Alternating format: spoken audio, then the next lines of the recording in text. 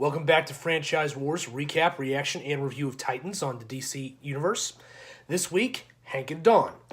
Sorry about how late this episode is. I had some serious strep throat early this week, I think, so I kind of got knocked out. So hopefully we'll drop 2 episodes this week and we'll be good. So we start off with Hawk and Dove's first night out. But not the Dove we know. No, this is Hank's brother, Dawn. D-O-N, not D-A-W-N. And it's pretty goofy. Oh, lens cap, bro. Oh, yeah, great. Okay. It's April 24th, 2009. Day one. Night one. Oh, yeah. All right, let's do it again. Okay. All right. Ready? Yeah. Okay. It's April 24th, 2009. Night one of The Hawk and the Dove. I'm Hawk. I'm Dove. Oh, man. We're on a stakeout. We're looking for this creeper. Oh, shit. You okay? Bro. I can't see through this fucking thing. We gotta look for the helmet. No, you can. The doctor said you need it for protection, bro. Fuck the doctor. My head's fine. Alright. We're on a stakeout. We're looking for this creeper. Oh, fuck yeah. Oh, that's him. Dwayne Wainwright. Arrested yesterday for uploading graphic pictures of a 10-year-old at a local coffee shop. Denied it.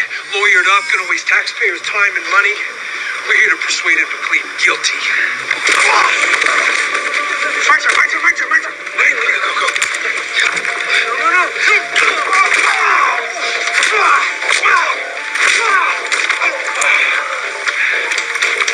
Batman and Robin, you got company. Being fucking superheroes. It's gonna be awesome. We start off learning that young Hank and his brother Dawn were initially raised as sons of a single mother in the city. Hank always had a future with the football in front of him, but had to put up with being abused by a coach when he was young, and later on gets knocked out of the sport by a concussion. Eventually, because of some issues resolving from Hank's concussion, he and his brother are kicked out of the school when Dawn tries to stick up for his brother and take care of his health, when the school seems to be abusing him for his talent. We cut back to seeing Hank, taking some drugs for his headaches, and we actually get to see that Raven is attempting to communicate to them through these flashbacks, which is kind of interesting.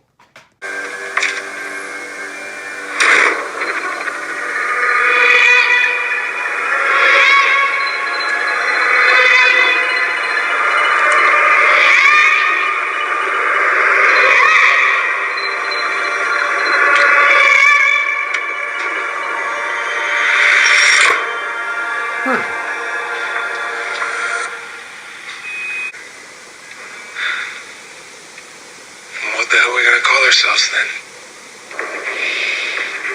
Oh boy. He's been spending too much time thinking about this, hasn't he?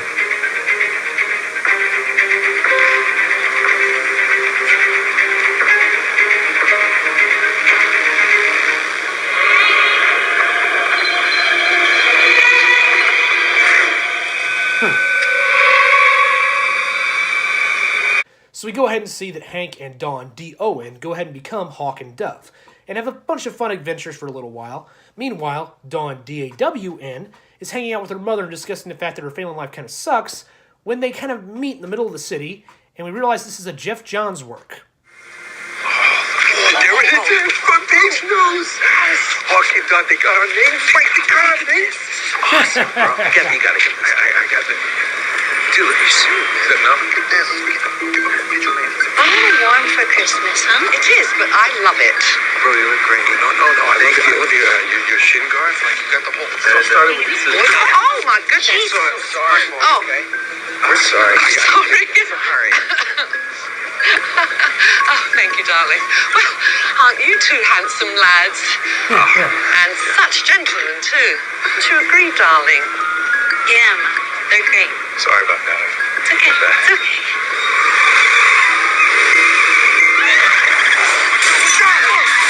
Donnie!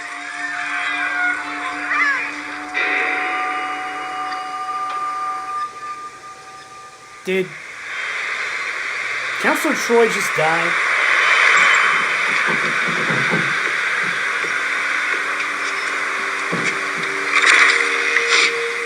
I'm grateful that no more holidays coming up for a while.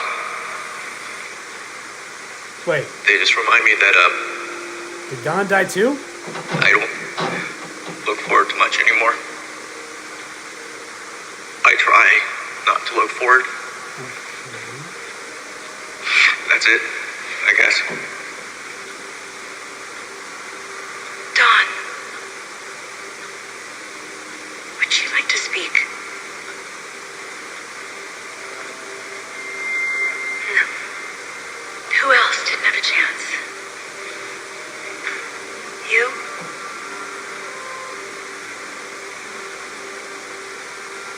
Pass. Seriously? That one car from out of nowhere killed both Mom and Donnie? Wow, talk about Deus Ex Machina. As you might have guessed from the overabundance of sudden tragedy for no real reason at all, this turns out to be a Geoff Johns written story, though I only predicted it here, I didn't call it till the end of the episode. We also get to see that some of Geoff Johns' usual pathos things coming through here, because while Hank and Dawn DAW and start to get along, Dawn starts to describe her feelings of being helpless and wanting to hurt something back. That there isn't anyone out there to blame. To go after. Did Geoff Johns write this episode? Because I feel like Geoff Johns wrote this episode. To hate. Hank and Dawn continue to kind of hang out with each other and comfort each other, kind of sharing cute little moments on the side that show that both actors are actually very good in this episode. And they eventually wind up, sharing their sorrows at Hank's place, where he innocently asks them questions, which, weirdly enough, lead to some major reveals for Dawn. You wanna sleep over? On the couch, that's all. Oh, is that all? Yeah. You think I want you in my bed? No. Okay.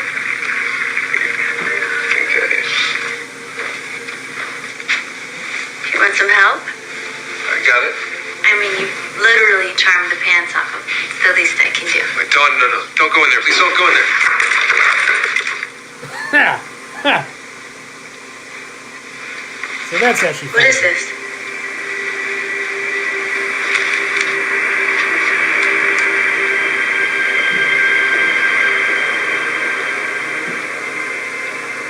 We're here to persuade him to plead guilty. My turn. Yeah.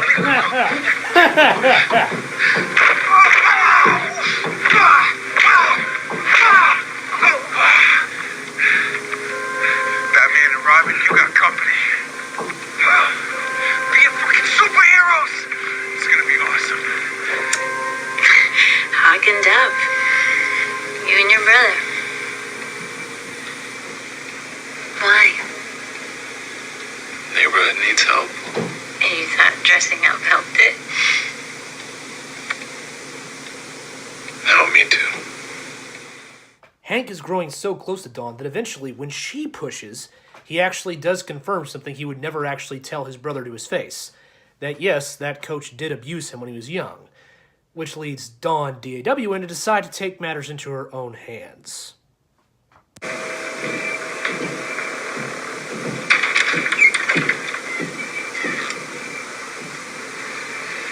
Can I help you?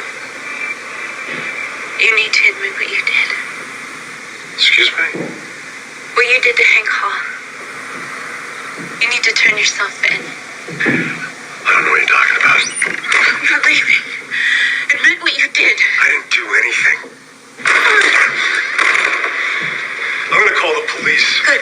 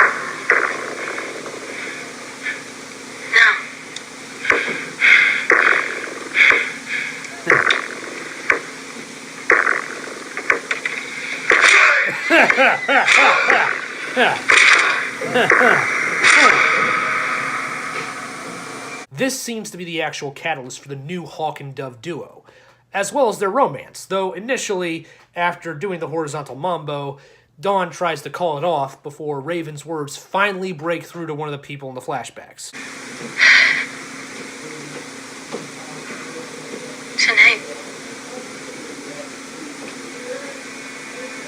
Tonight never happened. We can't be together, Hank. Not like this. Simple pain, nothing merely.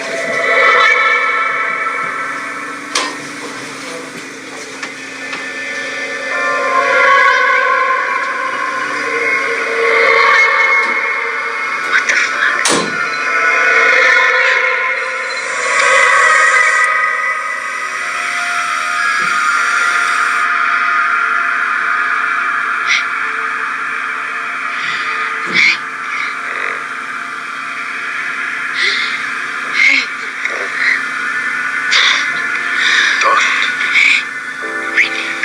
We need a doctor in here. We need a doctor in here.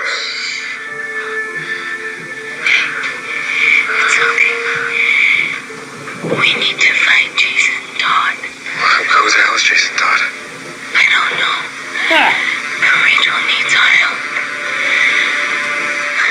The credits roll by, confirming this is a Jeff Johns written story, which, yes, does make sense considering all the sorrow and pathos going through the thing. And we end there. So yeah, this was another kind of weird Jeff Johns uses Titans as an excuse to go on a tour of the DCU story. It's not bad, and to be honest, the actors do a very good job in this episode of making Hawk and Dove, all three of them, really, really engaging. It is a little weird to kind of, again, pause midway through a story just so we can kind of go on the side tangent for a while. But the return of Jason Todd next episode should be very interesting. Overall, good episode. Probably skippable if you're not exactly a fan of Hawk and Dove, but I would honestly recommend it from that basis alone because it is an interesting story. So, on to the next episode. See you next week.